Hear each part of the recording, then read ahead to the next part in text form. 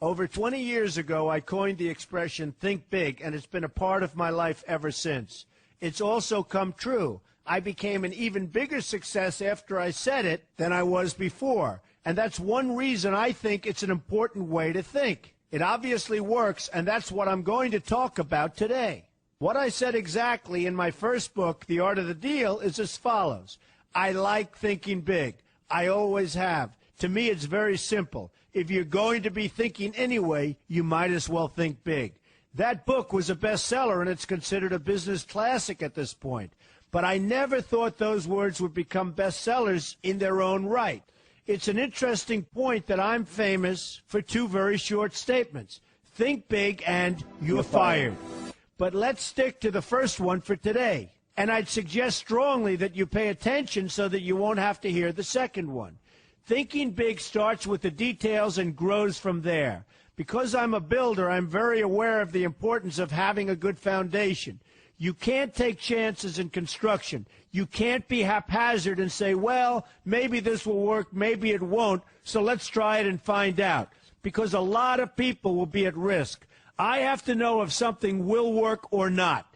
Every inch has to be accounted for. In other words, thinking big starts with being thorough. So number one, be thorough. Don't count on happenstance to get you anywhere, because it won't.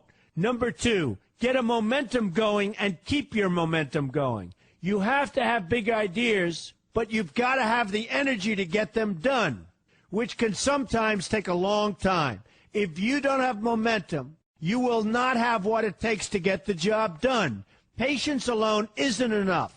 I have a lawyer friend who used to refer to me as the reverse tornado who builds everything in his path. I always like that because it implies a lot of energy and a lot of momentum. And that's exactly what it takes to get anything done. So keep your momentum going. Number three, stay focused. You have to stay focused. The minute you lose focus, you will also be losing your momentum. They go together, and you will accomplish a lot more, even amazing things, if you make sure you keep these two things working together for you. I've seen very talented people literally go down the drain because they couldn't seem to keep their focus long enough to get anything done. In this day of multitasking, that can be a real challenge, but it's absolutely necessary. Ask yourself this question: what should I be thinking about right now? That simple question can restore your focus in no time at all. And your answer right now should be listening to Donald Trump. Number four, look at the solution, not the problem. This is very important if you ever want to learn to think big. And here's why. No matter what you do, you're bound to run into problems. It's just part of life, a part of business, a part of anything worth doing. If you let the problems get in your way, they'll become bigger than your idea was to begin with, and you will be a wipeout. No matter how bad things look, keep your focus on the solution, and you will be surprised how things can work out, and work out properly. One way I do this is to ask myself when confronting a possible problem, is this a blip or is this a catastrophe? A catastrophe is something like an earthquake, a tsunami, a war, and so forth, and a blip is everything else. Right away, you'll have the right perspective, and your equilibrium will be restored. So keep your focus on the solution. Number five, see opportunity for what it is, an opportunity. For example, why are you listening to me today? Curiosity? You like me? You don't like me? You want to learn? You have nothing else to do? You want to hear me tell you you're fired? I hope not. But whatever your reasons might be, they've brought you to a good place to get involved and to learn. And that's an opportunity right there. People think that because I'm rich and famous that I know everything. I know a lot, but one thing I know is that I don't know everything. So I ask myself this question every day. What can I learn today that I didn't know before? And you know what? I learn something new every single day. That's a big reason for my success, and the same thing can apply to you. Take the time to see today as an opportunity, and you'll be surprised by what can come your way. Be open to new ideas, and you will be creating your own opportunities before too long. Number six, know everything you can about what you're doing.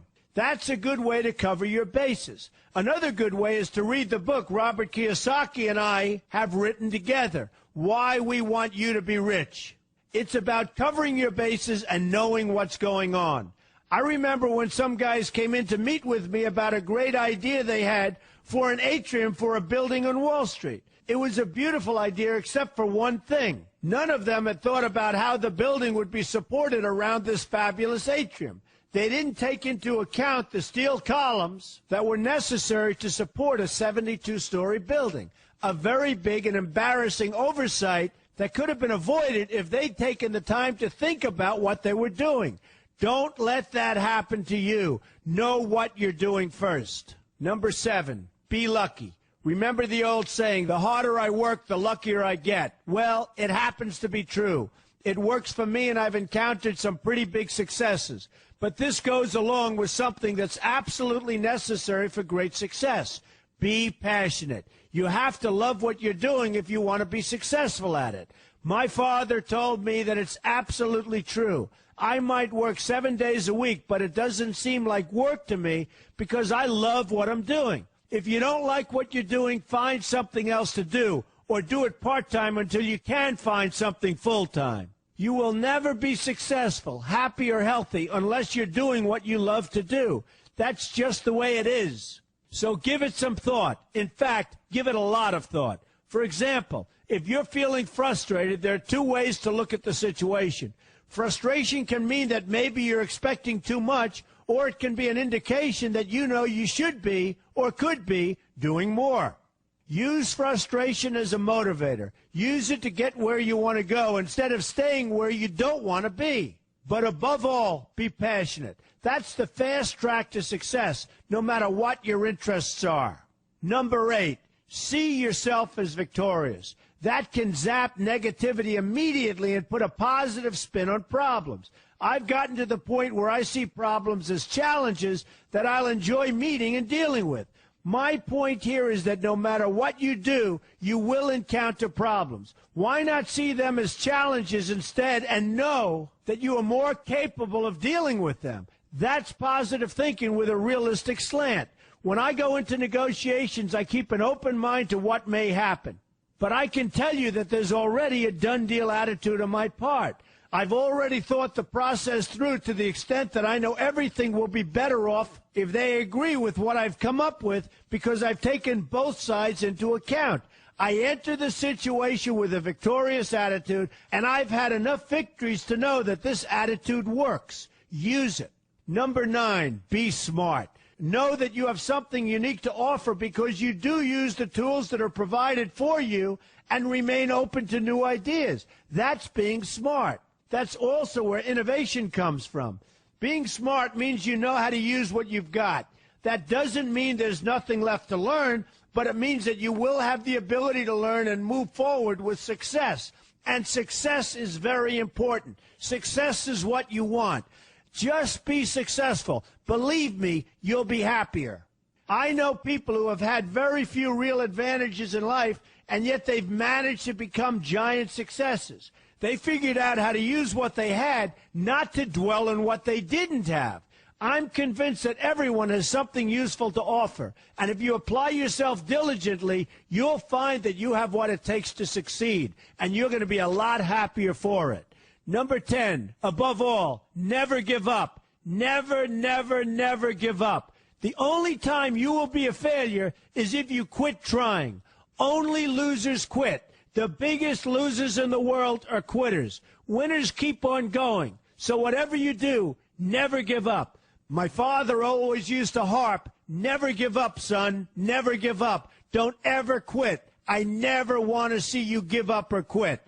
Well, my father was a smart guy, and I listened to him. And remember, think big. A good way to start is to read our new book, Why We Want You to Be Rich. 2 men, 1 message. There's a lot of great advice in there for you, and I expect you to pay attention.